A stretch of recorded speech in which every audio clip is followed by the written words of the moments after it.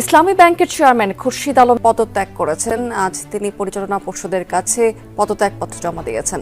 গ্রাহকদের তীব্র আন্দোলন ও চরম ক্ষোভের মুখে অবশেষে পদত্যাগ করতে বাধ্য হলেন ইসলামী ব্যাংক বাংলাদেশের নবনিযুক্ত চেয়ারম্যান খুরশেদ আলম। প্রিয় দর্শক, বহুল আলোচিত এস আলম গ্রুপের ঘনিষ্ঠ হিসেবে পরিচিত খুরশেদ আলমের নিয়োগের পর থেকেই ব্যাংকটির সাধারণ গ্রাহক ও কর্মকর্তা কর্মচারীদের মাঝে তীব্র অসন্তোষ ছড়িয়ে পড়ে।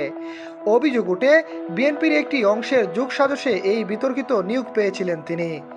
আজ সচেতন গ্রাহক ফোরাম এর ব্যানারে আয়োজিত টানা আন্দোলনের মুখে অবসান হলো তার সংক্ষিপ্ত অধ্যায়ের।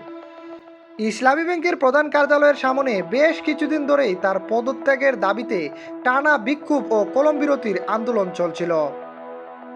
বিতর্কিত এস আলম গ্রুপের অত্যন্ত ঘনিষ্ঠ হিসেবে পরিচিত খুরশেদ আলমকে যখন এই গুরুত্বপূর্ণ পদে বসানো হয়, তখন থেকেই সাধারণ গ্রাহকদের মনে ক্ষোভের আগুন জ্বলছিল। গ্রাহকদের দাবি ছিল ব্যাংকের কোটি কোটি টাকা আত্মসাৎ ও অর্থ পাচারের নেপথ্যে থাকা এস আলমের সিন্ডিকেটের কোনো প্রতিনিধিকেই তারা ইসলামী ব্যাংকের শীর্ষ পদে দেখতে চান না।